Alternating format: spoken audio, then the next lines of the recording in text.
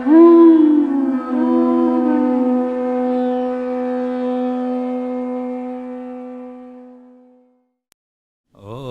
Namo Bhagavate Vasudevaya.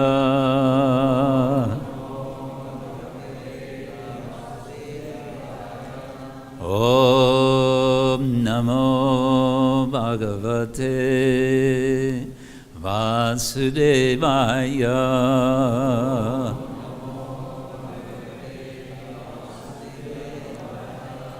Everyone together.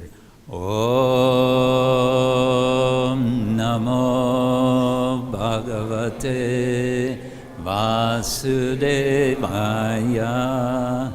Narayanam namaskritya naram chaiva narottamam deving saraswating vyasam tato jayamudiraye nashta prayeshva vadreshu nityam bhagavata sevaya.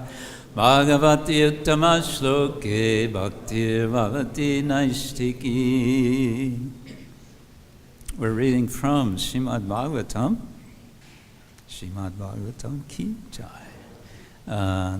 Canto 8, Chapter 13, Description of Future Manus. And in this chapter we're getting lots of names. Lists of names. Today is, I've been told, also the day of Bhishma Dev's appearance, Bhishmashtami, yes, Bhishmashtami. So we'll speak something about Bhishma Dev. And in the presence of all of you exalted Vaishnavas, I want to beg your blessings that I can say something relevant, appropriate, and in some way enlivening. And also, I request your participation. I was thinking it will be nice to hear from you. I don't know if we have a second microphone, but about your appreciation of Bhishma Dev. So you can be thinking about this. What is it that I especially appreciate about Bhishma Dev? Do we have a second microphone? Good, okay. I think I'm going to jump to the verse that we have written on the board, which is verse number 11. This is verses 1 through 10 without purports, and then we have verse number 11. So this is Shukadev Goswami speaking, and he says, Ashtamentara ayate Ashtamentara ayate Savarnir bhavita manu Savarnir bhavita manu Nirmoka virajaskadya Nirmoka virajaskadya Savarni tanaya nripa Savarni tanaya nripa Ashtame, the eighth. Antare, Manu's period. Ayate, when arrived.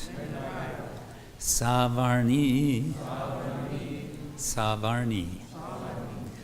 Bhavita, will become. Manu, the eighth Manu. Nirmoka, Nirmoka. Virajaska Adya, Virajaska and others. Savarni, of Savarni. Tanaya, the sons. Nripa, O king. Translation and purport by His Divine Grace, A.C. Bhakti-Vedanta Swami, Srila Prabhupada Ki Jai. Translation, O king, when the period of the 8th Manu arrives, Savarni will become the Manu. Who will become the Manu? Savarni. Nirmoka and Virajaska will be among his sons. Nirmoka and Virajaska. Purport. The present reign is that of Vaivasvata Manu. According to astronomical calculations, we are now in the 28th Yuga of Vaivasvata Manu. Each Manu lives for 71 yugas, and 14 such Manus rule in one day of Lord Brahma. We are now in the period of Vaivasvata Manu, the 7th Manu, and the 8th Manu will come into existence after many millions of years. But Shukadeva Goswami, having heard from authorities, foretells that the 8th Manu will be Savarni, and that Nirmoka and Virajaska will be among his sons. Shastra can foretell what will happen millions and millions of years in the future. And so ends Srila Prabhupada's purport to the verse. And the chapter continues, referring to the second set of 7 Manus. One way of understanding the structure of a major portion of the Bhagavatam, starting with Canto 4 and going through Canto 9, is a day in the life of Lord Brahma. So if someone were writing a book about you, a day in your life,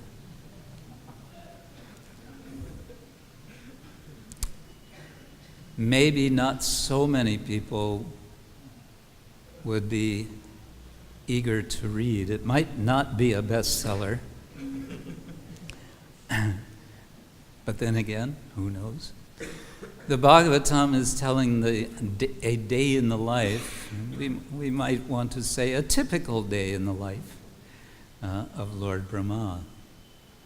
Lord Brahma is generally somewhat in the background of these cantos, but of course he's very prominent in Canto 2 and somewhat also in Canto 3. And then he kind of recedes to the background, and we hear about the Manus. And as we're hearing about the Manus, in a way they're just marking time, and then we get descriptions of the Bhagavatas, because this is, after all, the Bhagavata Purana. And so, when we come to a chapter like this, where we get a lot of names, what are we getting? It's a kind of interlude. In one sense, it's the story of the day in the life of Brahma, but in a deeper level, it's an interlude in the real story. Because what is the real story? The real story is about the Supreme Personality of Godhead and his devotees. The Srimad Bhagavatam, the Bhagavata Purana. But we may wonder, when we read some of these names, what is the point? what do we know about so many of these names that we hear? Perhaps we don't know anything at all. And so I'm reminded of what Srila Bhaktivinoda Thakur wrote in his famous essay, one of the first of his writings, which is a speech called The Bhagavata. It's philosophy, ethics, and theology. And he is, in this article, in this speech, he is urging his audience to take the Bhagavatam seriously. He's speaking to the so-called Bhadralok, the sort of modern educated, cultured people of Bengal, who are thinking that the Bhagavatam, this is nothing valuable for us, we have moved on, and so on. So he's arguing for the importance of the Bhagavatam. And he says something a little bit almost shocking. One point he makes, he says, in a sort of polemic spirit, you may say, he says, if all of the Vedic literature, except the Srimad Bhagavatam, would be burned to ashes, like the Library of Alexandria. Have you heard of the Library of Alexandria? It was burned to ashes. He said if all the Vedic literature except the Bhagavatam would be burned to ashes, there would be no loss. Because we have the Srimad Bhagavatam. But he explains the Bhagavatam is bringing together the essential substance of the Vedas, and in doing so, it is summarizing. I suppose someone someday is going to take it upon him or herself to go through all the names that are there in the Bhagavatam and compile a book with more details about these personalities from other Puranas and the epics and the Samhitas. But in the meantime, all we may be able to say is, indeed, the Bhagavatam is giving us the whole story, because the whole story is not just one day in the life of Brahma, but the ongoing story of the devotees of the Lord and how they interact with the Lord. And of course, one of the wonderful celebrations in the Bhagavatam of such great devotee is that of Bhishma Deva. Bhishma Deva is Bhishma. The word Bhishma is an exclamation. If you want to express a kind of sense of being amazed and shocked and at the same time joyful in Sanskrit language, what do you say? Bhishma. Bhishma, because this is what the Devas exclaimed when they heard Bhishma Devavrata, proclaim his vrata, his famous vrata, his vow, such that his father, Shantanu, his father's desire to marry Satyavati could be fulfilled. The vow, of course, was that Bhishma would remain brahmachari for life. So Bhishma Deva is a big hero for the brahmachari ashram. And this is, we can say, an extraordinary moment in the life of Bhishma, which is a life which is full of extraordinary moments, starting with his birth.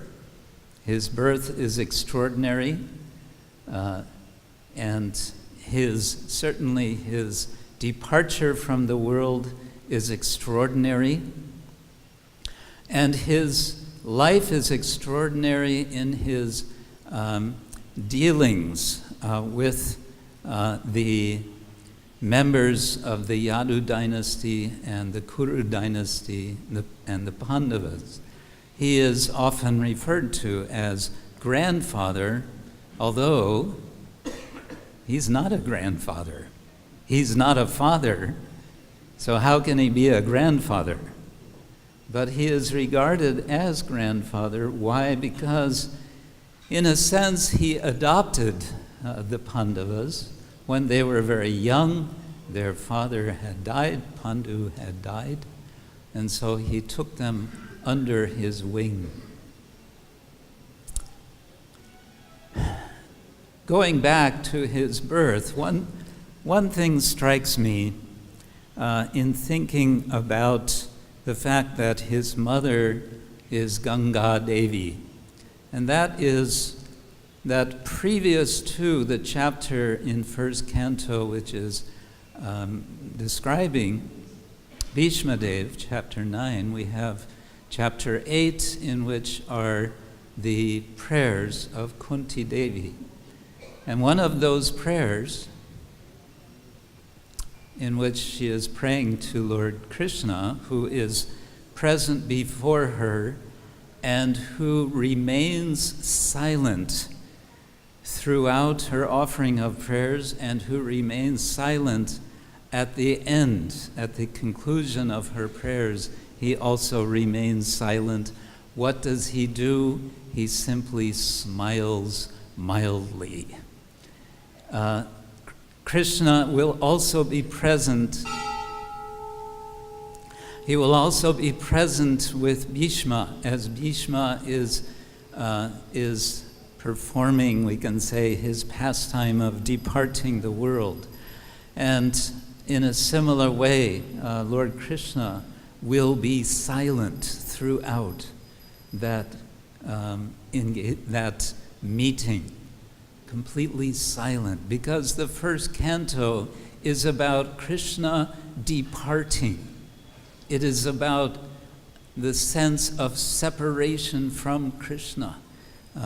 It is the anticipation of the 10th canto, in which Krishna departs. It's an anticipation of the 11th canto. It's a recognition that Krishna departs, and therefore what can we do? We must take shelter of the Srimad Bhagavatam, which is the literary form of the Lord. In this age of Kali, there is this sense of time. The time has come. We must now listen to the Bhagavatam if we want to have the Lord's presence. Kunti Devi is in the presence of Krishna, and in his presence she prays to him that will let my attraction, my ratim, be for you only. Let it flow. Udvahatam, let it flow. How? Just as the Ganga flows. Ganga iva, Gange iva, Gange vogam, Ganga iva ugam. Let my attraction to you flow as the Ganga flows to the sea. So I was thinking, the flow of the Ganga, out of the flow of the Ganga appears Bhishma Deva. And Bhishma, at the end of his life, is flowing with instructions to the Pandavas. They're all coming to hear from Bhishma what in the Bhagavatam is very much summarized, but which in the Mahabharata is very much elaborated in the Shanti Parvan. the extensive instructions of Bhishma. Just a few days ago, we had good fortune of visiting Kshetra, and there is a temple there in the place which is said to be the place where Bhishma Dev departs the world. And there is a kind of diorama. I guess it's supposed to be an altar, but it's behind glass, so it's more like a diorama of Bhishma Dev lying on the bed of arrows, and the arrows are all there. He's like a pin cushion of arrows, and on top of each arrow there was a flower offered, and all the Pandavas are there, and Bhishma is lying there, and he's wearing chapals. He's lying down, but he's wearing shoes, which I thought that's interesting. Couldn't they at least take off his shoes in that condition? But no, he's a fighter, and his instructions are flowing like the Ganga, we may say, and the Pandavas are hearing those instructions. But I couldn't help but also remember, if we step back to an earlier time in the life of Bhishma Deva, a moment of what seems like a kind of embarrassment on the part of Bhishma Deva. It is the gambling match. And as we know what happens, Yudhishthir, in a fever, in a gambling fever, seems to lose all reason. And in his frantic state, what does he do? He gambles away his entire kingdom to Shakuni, to the Kauravas. And not only that, he gambles away his own brothers. He gambles away himself. He gambles away Draupadi, and they drag Draupadi into the arena. And Draupadi says amazing things. She challenges. She says, how is it possible that my husband, who has already gambled himself, who has already become slave, how is it possible for him to be an owner? How is it possible for him to claim ownership to be able to gamble myself? And what is Bhishma? All the elders are there, and they are all silent. And what does Bhishma Dev say? It is very difficult to understand Dharma. Well, if you think about it, it didn't really have to be that difficult. But why was it difficult for him? Although his entire life has been a flow of care, caring for the Pandavas, caring for those in his shelter, suddenly there's a problem. He has another principle he feels he needs to honor, and that is loyalty. He feels he has to somehow be loyal to those who have sheltered him. And so he is silent. It's a rather odd moment in many respects. I see it also as odd because Draupadi does not, although she challenges this whole situation, she does not challenge the idea that someone can be a slave of someone else. She does not challenge that. Or does she? Perhaps in a deeper sense, by her questioning of Bhishma, in fact, she's actually challenging that possibility that one person can own another and therefore gamble that person into slavery. A very a very interesting passage in the life, or moment in the life of Bhishma. But then he comes to the end of his life after so many events, and now there's this flow of devotion, this flow of knowledge. But what I wanted to say is that the culmination, what is the culmination of his flow of knowledge about Dharma? It is the flow of devotion for Krishna. It's his utterly unrestrained devotion for the Lord. And that is the powerful message that the Bhagavatam is giving.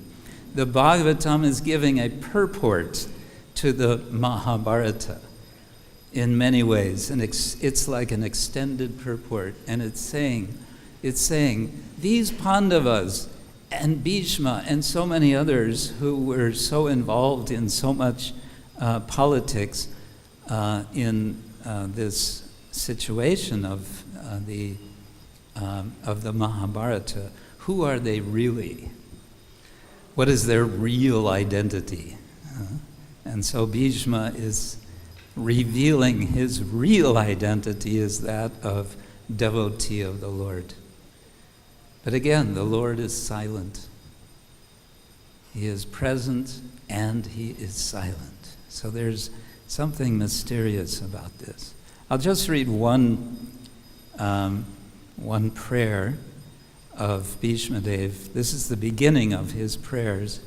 Iti matir upakalpita vitrishna Bhagavati satvata pungave vibhumni Svasukam upagate kvachit vihartum prakritim upeyushi yat bhava pravaha. Bhishmadeva said, "Let me now invest my thinking, feeling, and willing, which were so long engaged in different subjects and occupational duties, in the all-powerful Lord Sri Krishna. He is always self-satisfied, but sometimes, being the leader of the devotees, he enjoys transcendental pleasure by descending on the material world, although from him only the material world is created." So he's being descriptive of the qualities and qualifications of Krishna, but at the same time he's thanking him. You appear in this world. How kind you are. And you appeared to me. Not only that, you came and you fought with me. How wonderful. So in this sense of wonder, his love for Krishna is flowing. And that sense of flowing devotion is an invitation to us that we may also follow in Bhishma's footsteps in the sense of developing, cultivating a sense of devotion to the Lord which flows, which is non-stop. That is wanted. So I'll stop there, but I do want to hear from you what you appreciate about Bhishma Dev for a few minutes, if we can. If anyone would like to share something, some particular quality, particular moment in his life, yes, Maharaj. 1978, and Siddhanta Cross.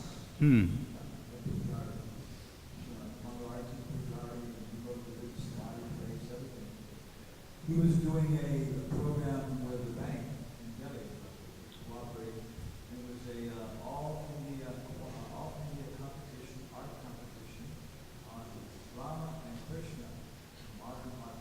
In 1978, it was very fresh. So number 2 was painting of Krishna. Oh.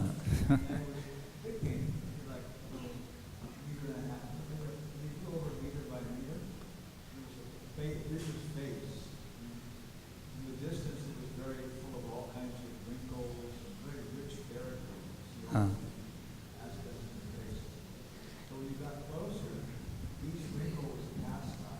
Oh.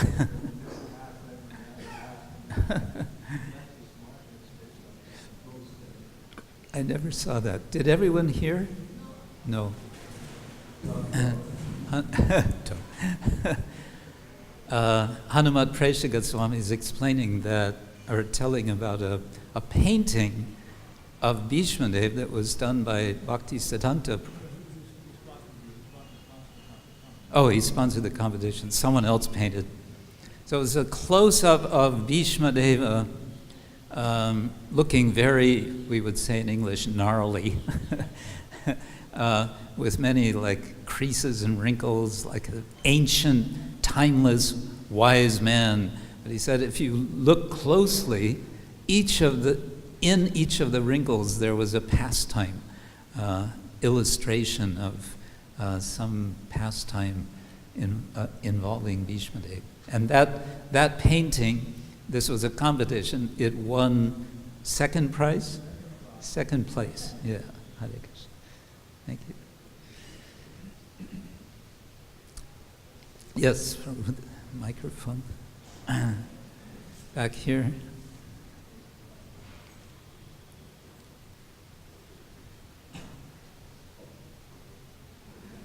Hare Krishna. Hare Krishna. Thank you for the deep insight. I want to analyze Bhishmadev on this, the concept of the situation ethics. He exposed the idea of situation Ethics. Okay. So especially the aspect of science, situation determines what people what to say at a particular time. I appreciate that view. I missed something. You're asking me to? Yeah. So, his view, the backwards of Vishmadi as one of Mahadev, it exposed situation ethics. His view is in collaboration with situation ethics. That sometimes there is setting constraint. Whatever we do at that time, let's live on for that particular constraint. Oh. You're saying this is part of his instruction when he was speaking on Dharma? Yes. Okay. That's nice. I wasn't remembering that particular. He's saying that Bhishmadev, one of the instructions he gives on Dharma is that it's very much a matter of time, place, and circumstance, right? And indeed, that is, you could say, a kind of key idea in we can say, Vedic ethics. Sometimes modern scholars will say, Indian or Hindu, so-called Hinduism, there's no systematic elaboration or analysis of ethics, as is you find philosophical analysis of ethics in Western philosophy in quite developed way. But there is ethics. There's so much ethics. Take especially the Shanti Parvan, but also the entire literature, especially in the form of narrative. And this is responding to this point that ethics is very much a matter of time, place, circumstance, desha, kala, patra. When there's narrative, you are looking at the particular situation and the particular persons involved and the time. The question, though, becomes, in what way can one generalize from the particular? And that's a big subject. The Bhagavatam makes it very simple in a way. It says, Savai Pungsang Paro Dharma. The highest Dharma is that by which Savai Pungsang Paro Dharma Yato Bhakti Radhokshajeya Haituki Apratiyata Yayatma Suprasidati. The self, the Atma, is completely satisfied, not just prasidati, but suprasidati. completely satisfied, by serving the Lord, by engaging in service to the Lord, which is without interruption and which is without hetu, without motivation. So it's all there in that one statement, you can say. But then again, all right, so then what? What does that mean? And we have the whole elaboration of bhakti literature, the Bhagavatam being the center of that literature. But Bhishma Dev, in the Mahabharata, he's giving essentially Smriti Shastra in Shanti Parvan. He's giving all details about the Varnas and the Ashramas. And what the Bhagavatam says about that is, he then spoke on all of this. It's all in about 1 or 2 verses, or 3, that Bhishma Dev, he spoke on all different situations of all the Varnas and all the ashramas, and then that's it. And then he begins his prayers to Krishna, from which we understand what is ethics? Ethics is take shelter of the Lord and serve the Lord and be dependent on the Lord. Yeah. Something else? Yes, lady in the back. Microphone.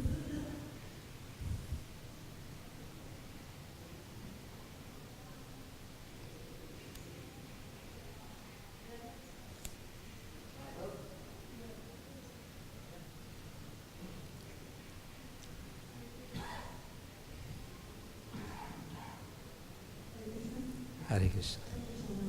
As you just said about dependence on God, I was just thinking that Krishna Dev's life, in a sense, gives us a glimpse of what it is like to always surrender to the Lord. That despite being so qualified at such a level, nothing ever went his way or to his liking in that sense.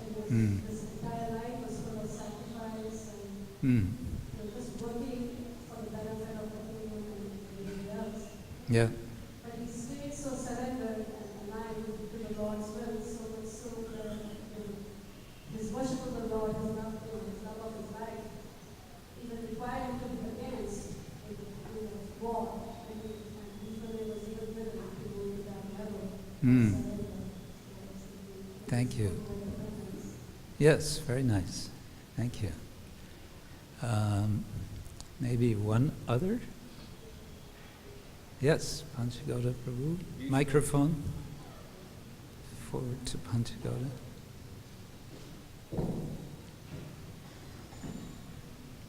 Hare Krishna. Krishna is Mahajan, Ah, yes. and it appears that it was a mistake not to say anything about Draupadi, the aggression towards Draupadi and citing. How is it that pure devotee should make such mistakes? Mistakes of the devotees? Well, we have a sort of simple out. You know, we always have an escape hatch for these questions. It's all Leela.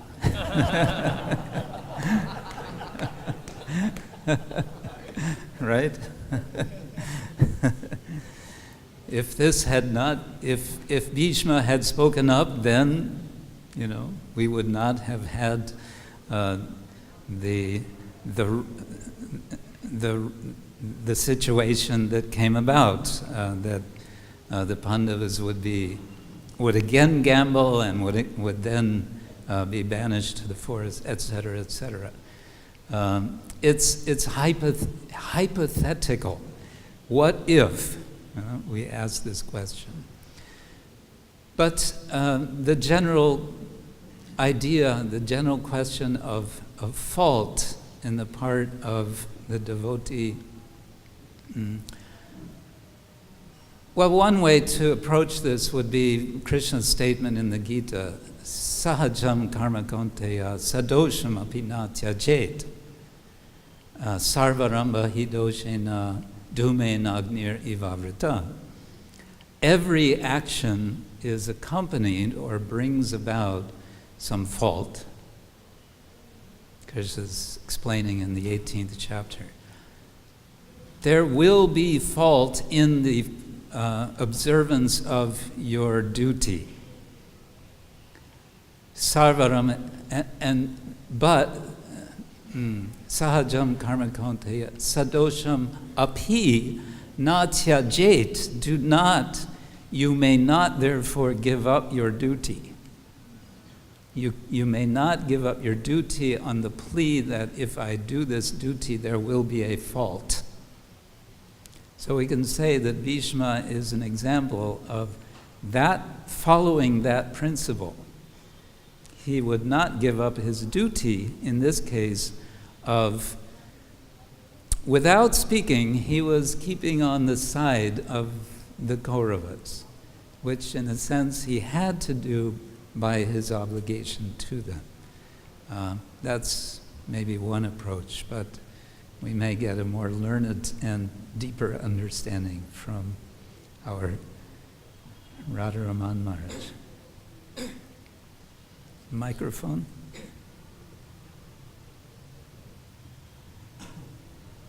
Yeah? Something?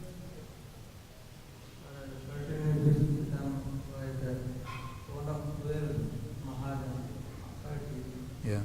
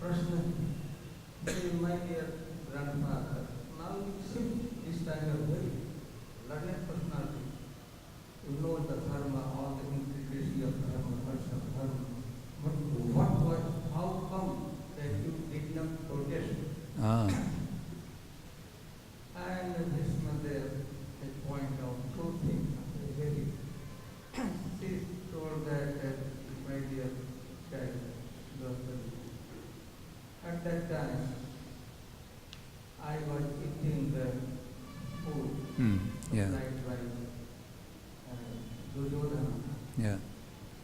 And due to that, my consciousness, my blood, my existence was polluted. So I could not think clearly.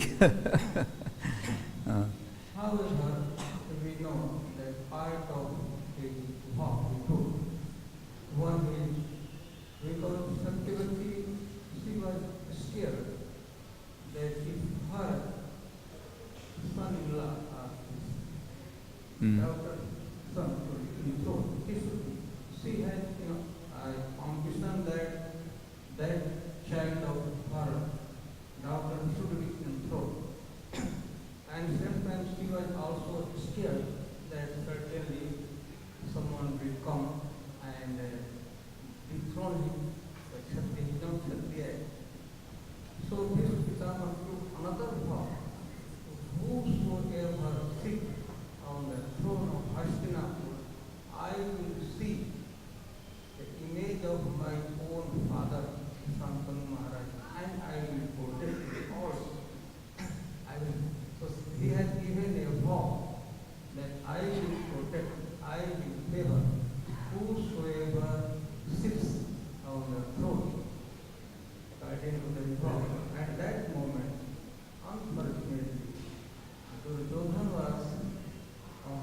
was sitting on the throne. And he had taken a vow whomsoever.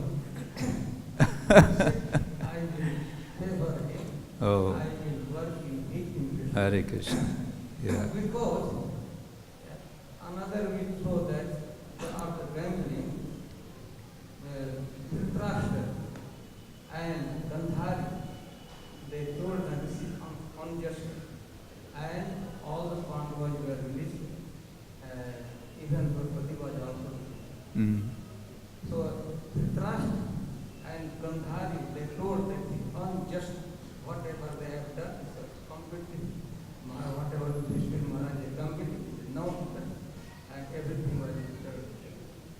So Dhritarashtra would like personification of bird person. He told the religious principle that Krishna Maharaj would have not done this, even he had done it. She they could not drag her in the assembly.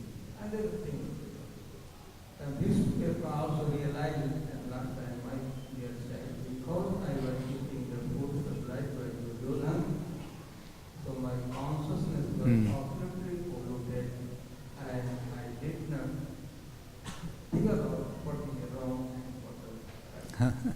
So, from that first point, in one sense, we can say Bhishma is making a little confession. He's saying, yes, I was at fault. And here's the reason why I was at fault. Because I couldn't think clearly. Because of taking the grains, right, from Duryodhana. Huh? Yeah, sahajam karma gunte. Okay, thank you, Maharaj. Hare Krishna. So I think we'll end there. Oh, okay.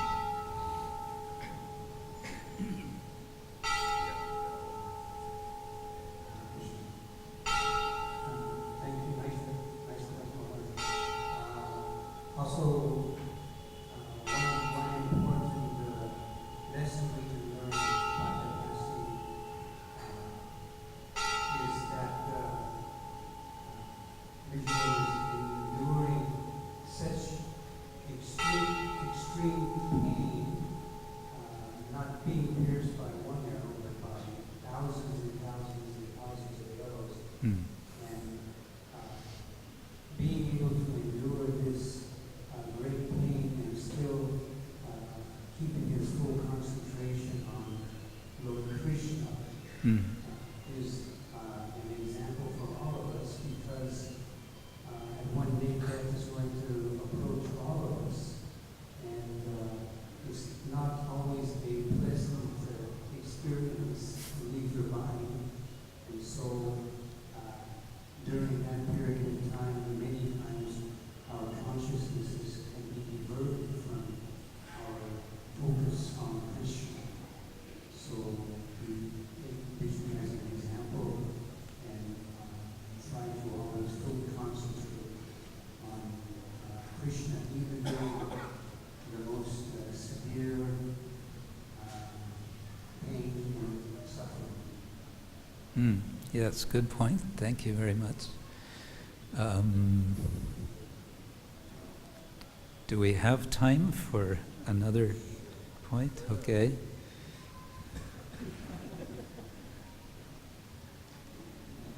Back here.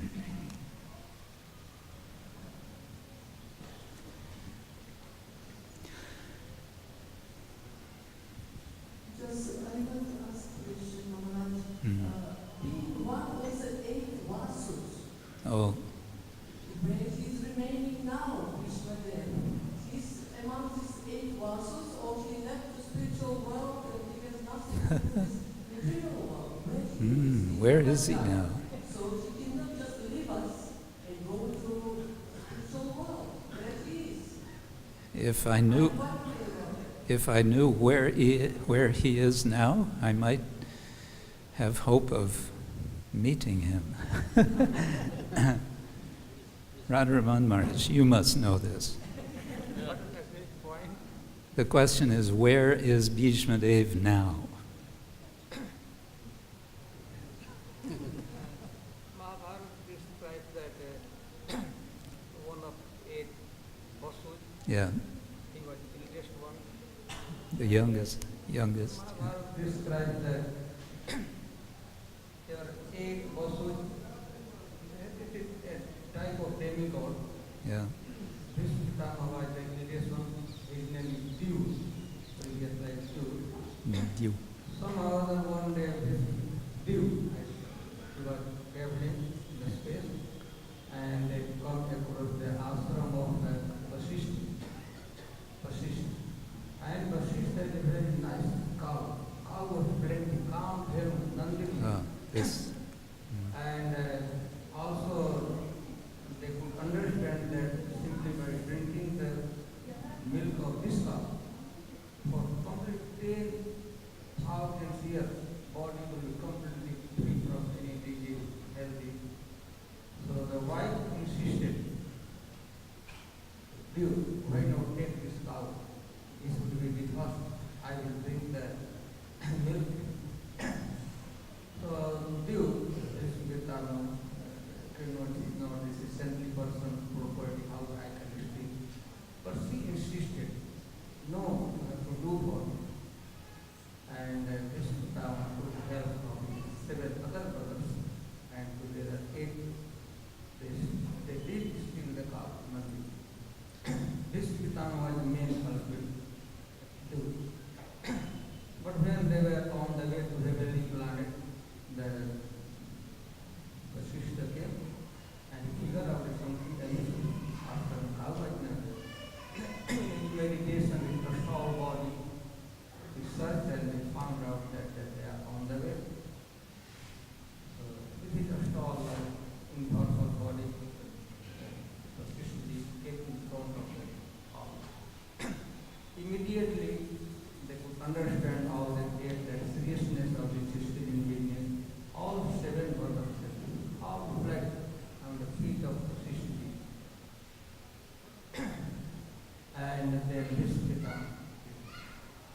So first he called, like he calls it. "You are demigod, you are doing stealing business, you don't deserve to remain in heaven. You go, you have to take birth from Africa." All 8. 7 they grabbed the feet of Vasishtha, but this Tama so they were since he did not bow down. So again they were, because they were crying. So Vasishtha said, "Okay, since the words have leaked out from my lips, so certainly you have to take birth from Africa. Very much. See, right after birth, you will come back. But Vishnu Pitama, you have to remain longer in Africa. And also after that, you will return, you will become the Vasu. The Vishnu Pitama now, after quitting the body, so he is also spiritual, but no doubt, associate of Krishna in Leela. But apparently he is one of the 8 Vasu. After quitting the body, returned to the heavenly planet and resumed his post and chief of the Vasu. Okay. You got that? That's the detailed explanation. There we got it. Okay, thank you all very much. Srila Prabhupada ki, Grantaraj Srimad Bhagavatam ki, Gaur Premanande.